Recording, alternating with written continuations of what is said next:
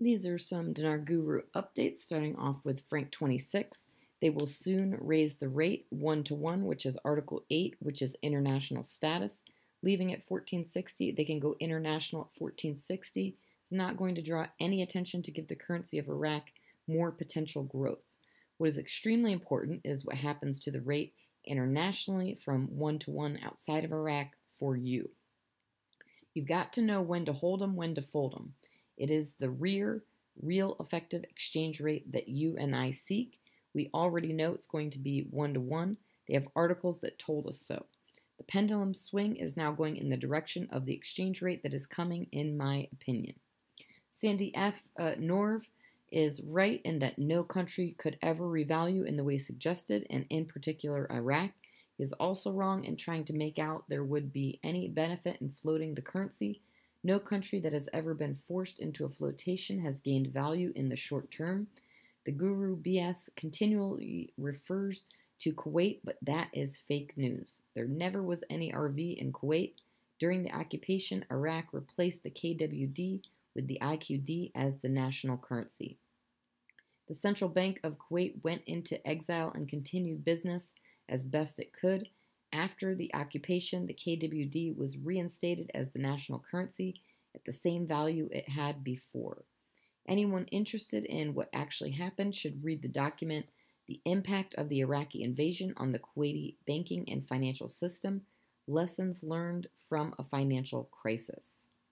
Frank 26 says, why did you, the CBI, raise your reserves from 60 to 90 billion? Why? For a program rate? Really?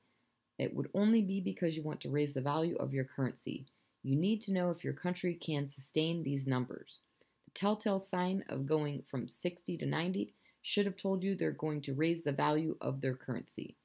Mark Z via PDK, I'm expecting an exciting week. I'm hearing currency redemptions could start on Thursday.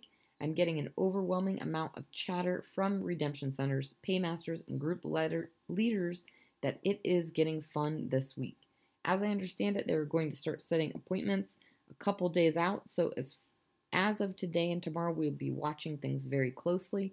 Remember to consider everything a rumor right now, but we sure appear to be close. I can feel it. You can feel the change coming.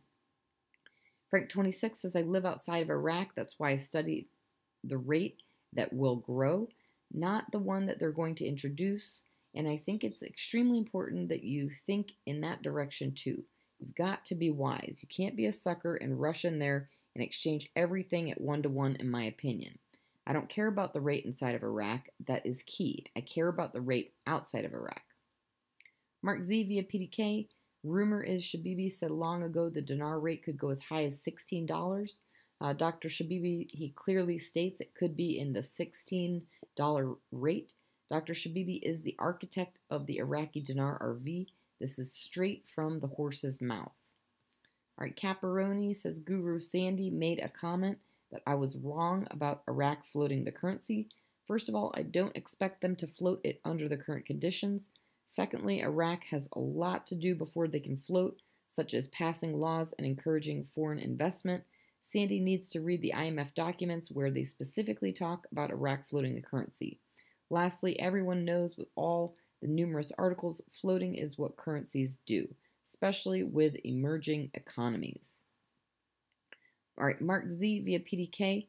I'm still being told that from the start date, we will have at least 10 days to set our appointments and at least 30 days to exchange. I've been told if you are traveling, you can call from anywhere to set your appointment. Just set your exchange appointment in the zip code area you wish to exchange in.